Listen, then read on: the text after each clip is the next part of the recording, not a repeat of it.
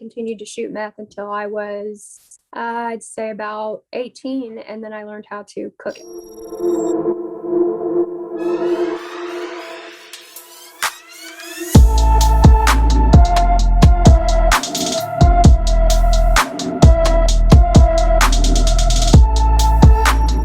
What's up, everybody? I'm Blessed and Free. Welcome back to another episode of DOC TV. So a lot of people watching me know the reason why I created this channel was to bring people on, that have been to the bottom of the bottom and then have made it out. And I like to hear about how they did that, because a lot of people are in the bottom and they're having a hard time, making that change to get out. If you're new and you're tuning in for the first time, that's the kind of stuff we talk about on this channel: prison, jail, crime, and corruption. So go ahead and hit that subscribe button and turn your post notifications on, so every time I drop an episode, you'll be able to hear it first. So today's guest has been through a lot in her life. She's got a pretty big following on TikTok. You guys can go check her out there. I'll link her account in the description of this video. But why don't you go ahead and introduce yourself to the people watching at home. Go ahead and just tell them what your name is and where you're from. My name is Felicia Perez, and I was born in Guyman, Oklahoma, but I live in Springfield, Missouri. Tell the people a little bit about how you grew up and some of the things that you went through, in the younger stages of your life. So whenever I was like a year old, my parents both got in trouble and were sent to jail, and they gave me up for adoption to my great grandparents. And I kind of was like the child with the silver spoon in its mouth, and I didn't have to want for anything. I had everything given to me, and I had an amazing life. My college was paid for if I decided to go for college, and life was supposed to be great. And then my father went to prison when I was 9 years old, and he didn't come home until I was 24. So my great grandmother, who adopted me, came and took me from my mother because she had the legal right to do so. So I was taken away from my mother and my sisters and took somewhere where I was with other family that they were all grown adults. They didn't want to take care of a kid. All their kids were grown. So I didn't really have anybody. And nobody really wanted to take care of a kid when all their kids were grown. So I was kind of like lost and felt empty and had this void in my life. And it all took a turn whenever I turned about 11 or 12, because I moved in with my aunt, who had my older cousin, and he was about 4 years older than I was. So I was 12 and he was about 16, 17 years old, and he was partying and stuff already, So my aunt, she would buy my cigarettes, she would buy my alcohol, and I had the choice whether I wanted to go to school or not. She would come and wake me up, and I would tell her to fuck off. I wasn't going to school that day. That was what I wanted to do. And nobody told me what I was going to do, because I just did what I want regardless. What do you think it was at that age that in your life that made you just be like, fuck it? I guess maybe kind of, so the void that I felt when I was taken away from my parents, and knowing that my dad was going to be in prison all of my life, having that void there and the emptiness there, needing to fill it with something, and the influence of the older kids that I was hanging out with. And that was the cool thing to do, was to get fucked up. That's exactly how I was when I was young. I'm the same way. Like my dad died. My mom wasn't there for me either. So I know, you have that feeling of abandonment always in your life. Like who am I going to trust? You know what I mean? So right. When you weren't going to school and you're partying and you're doing all that shit, how long was it before that became a problem? Honestly, when I was 13. Because that's when I first tried meth. I was already, smoking pot. That's when I first tried Red Rock opium. I was freebasing cocaine, everything at all. Right. When I turned, and then I met my kid's father when I was 13, and he was 17, and he was a dope cook. So, and we just thought that we were meant for one another, and that took me further into the game. So you met your future ex-husband at what, 13? Yeah, 13, yeah. So he was what, cooking meth? Yeah. And so now you're, just cooking that shit, you can get high, right? Because of the fumes and shit. So you're doing meth at this point? Yeah, at the age of 13, I was doing meth. And then it became an even bigger problem when I turned 15, because that's when I did my first shot in a motel bathroom in Springfield, Missouri, because my aunt decided that I was just too much to handle. And I got kicked out of school, and I moved in with my kid's father, and he ended up going to prison. So I lived with his mother. and was hanging out with all the friends that we knew from where we lived at. And that's when I did my first shot of meth. So at that point, it became an even bigger deal for me, or, even further into my addiction, because then I felt the feeling of what it was like to shoot meth. Can you explain to the people watching what that feeling is like? It's like nirvana. It's like complete ecstasy. It's like heaven on earth. It's the feeling that takes away all of your pain. You don't feel numb anymore. You don't have voids anymore. You feel whole. And it's just an intense rush of ecstasy is all I can think of. They say nothing in the world can make you feel better than what shooting methamphetamines does. Yeah, that's how really, like powerful the yeah. The euphoria is from it. Meth is a demon drug though. So Absolutely. how long after you started shooting it, because now you've opened up a whole new can of worms on what the drug does to a human. So how long before that like crazy shit started happening? So yeah, when I was 15, I did my first shot, and then it continued from there. I was addicted to the needle and the feeling of, shooting meth. So I continued to shoot meth until I was, I'd say about 18. And then I learned how to cook it. And then I started shooting it in my neck, which was an even more intense high than just shooting it into your arm or your leg or your foot or wherever it is that you initially did it. Damn, so you were all in then. Yeah. So how long was it before you started catching charges that started sending you to jail and eventually, what led you into prison? So my first case, it was a misdemeanor, back in the early 2000s, whenever digital cameras were a big thing. I stole a digital camera from Walmart, and I went to jail when I was 17 over that. And I was bonded out, took a class on it, that was done with. When I was 21 years old, I believe, is when I caught my first set of cases, and I was charged with 6 or 7 different felonies. What happened is, so I was cooking with this guy, and we got into a pursuit, so to speak. It wasn't a high-speed chase. It was like a pursuit from law enforcement, and he had warrants out for his arrest. So I let him jump out of the truck, and we had his daughter in the car with us.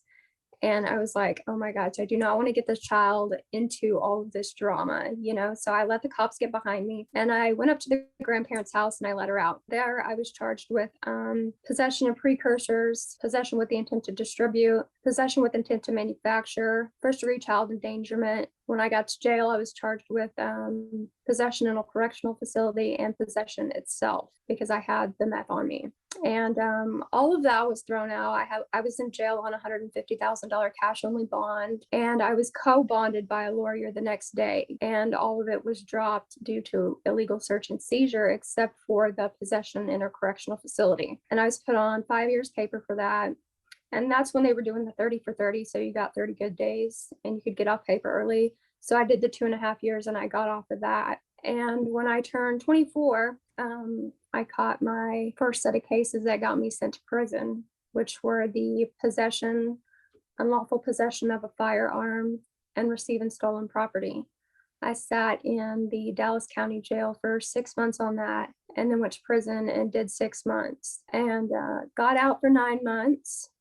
And it was either 6 or 9 months. And then I went back to prison on some parole violations. Let's back up just a little bit. So when you first went to prison for the 6 months, when you even first started going to jail, how was that for you? Honestly, I'm not sure. It was very it was kind of eye-opening, but at the same time, kind of just like I didn't feel anything because it was expected, because I was so high and so fucked up and doing so much that I knew it was going to happen. I just didn't know when. And that's when I had to call my mom and be like, look, I'm so fucked off right now, and I'm in so much trouble right now that I can't take care of my kids. Can you please come get them? And that opened my eyes up to how I was taking the innocence from my children and how I was running them through the mud with me. And it kind of was an eye-opener then as to the kind of parent that I was being and how I needed to change, and me thinking about what I needed to do to change. So when you went to prison, that was that on your mind at that point when you first went in for your first bid? Yeah, I was actually pregnant with my daughter also while I was in prison. You know, I swore that once I did this and I went home that I was going to stop and do everything for my kids. But I feel like that's kind of like putting an anchor in a bad spot, in an unstable spot, because when you when you anchor yourself or your sobriety into someone or something that is anything but yourself, it's an unsteady thing, because you can't do it for anybody else. You have to do it for yourself. So even though I said I was going to get sober for my kids, I didn't, because I wasn't ready myself. Right. I agree with that. That's facts right there. So when you went to prison then, and that's on your mind, then I'm assuming you were like, what, a model inmate, because you were just like so focused at that point? I mean, I was pregnant and I was minding my own business. It was my first time in prison, so I wasn't really sure of like what all went on or what I should do or anything. And my cellie, one of my cellies was in there for 18 years, and she was like, "Listen, just to get through this, you just stay to yourself. Keep to yourself, mind your own business. Don't get into the drama, so you can go home. Because if not, you're going to end up in a world of shit," which is very true. All right. So when you were in there, and at this point, when your cellie's telling you this, like, what was some shit that was going on that she's telling you to stay out of? And did you stay out of it? I did stay out of it. Okay. One, was like the girlfriend drama, because it's a huge thing in I'm sure all prisons, but especially in women's prisons, because when you're incarcerated, the one thing that you don't have that you want the most is that connection and communication and bonding with another person, because you're stripped from all the people on the outside that you love and care about. So you get mixed in with all these prison relationships and stuff like that, and it means a lot in there, because that's the one thing that people don't have that they crave. And crazy shit can happen to you in prison if you fuck with someone's girlfriend. It's just how it is. When you're in prison at this point, did you have people on the street and like family or friends that were supporting you through your time in jail or prison? Yes and no. I mean, like they would send me pictures of my kids and cards and letters and money every now and then. But the biggest, most important relationship that I had while I was in prison was the correspondence with my father, and we were riding prison to prison, and we got that accepted from the prison that he was in and the prison that I was in. And because we were going through the same thing and lived the same lives, and he's telling me like, "Hey, I told you this was going to happen, are you done yet?" That was really the biggest thing to me then. What would you say was the worst thing you experienced out of your whole time, living that life, selling drugs, doing drugs? What's like one of the worst things you went through at that point? The worst thing that I went through while I was doing drugs? Yeah. So this is very, very, so I was 22 years old, and I was probably eight and a half months pregnant, and I was shooting meth in my neck, and we were doing a burn in somebody's spare room and taking hits off the reactor hose. Yeah, we were cooking meth. Okay, so you said, well, how do you take a burn? No, you doing a burn. That's what you call manufacturing. You do a burn. Oh, okay. Batch. And I'm not as gangster as I thought. I don't know what a burn is. What? So we were doing a burn in somebody's spare bedroom, and we're taking hits off the reaction hose. I was shooting meth in my neck, and I was 8 or 8.5 months pregnant. I had already been denied prenatal care through my doctors because I pissed dirty for meth. And at that time, and I can specifically remember that day, and listening to the song "The Last Dance with Mary Jane" by Tom Petty. And I was just crying, and I was like, oh my God, something has to change, because I am literally killing this child before it has a chance to be born. And I feel like that's the craziest thing that I could remember going through. Tell the people watching, because a lot of people don't understand addiction, or, it's definitely an in-depth disease. You know what I mean? So absolutely. Explain to the people watching, what do you think it was that kept you from saying, you know what, I'm not going to do meth because I'm going to lose my kids, I'm going to go to prison, and I could eventually die? What was it during that whole time in your life that you just couldn't stop? What do you think it was? I know exactly what it was. So what kept me in my addiction for so long is the feeling of regret and the feeling of what I've done to the people that I love. The things that I did to my children, like taking their innocence from them, running them through the mud, allowing them to see me high like I was. The feeling of knowing that I could do something like that kept me in my addiction. And whenever, my kids would be with their father for, a few weeks or something, they would call and say, when am I going to see my mom again? Is my mom better? Does my mom love me? And that, as soon as I would hear that, I would start crying. And as soon as I hung up the phone with them, I would go get high, because that's what would make me forget about that. And so that cycle just continued for years and years and years. And that's what kept me in my addiction, was feeling regret for the hurt that I put other people through. Yeah, the shame and the guilt and the Yep. regret. Do you think during that whole time, like, what was it, when was it that you were just like, I'm done, and like finally knew it within, 100% knew you were done? I think it would probably when I was in the hole, when I was in prison, and I went to the hole for 30 days, which isn't a long time, but a month to be in a 9x9 cell with nothing but a bunk, a toilet, and a sink, and a Bible, with no windows, no people to interact with, no phone calls, nothing. During that time, I really found who I was, and had a different perspective on spirituality and my walk in spirituality. And when I left out of the hole after that 30 days, I had a totally, when I spoke, I didn't even recognize my own voice. When I would think about things, it was like I had a new mindset. What did you go to the hole for in prison? Actually, I went for self-mutilation, because I was still feeling that shame and the regret and the guilt from having put my kids through this, and I would call home and I would hear them cry, and I hated calling home, but I wanted to call home to hear their voices.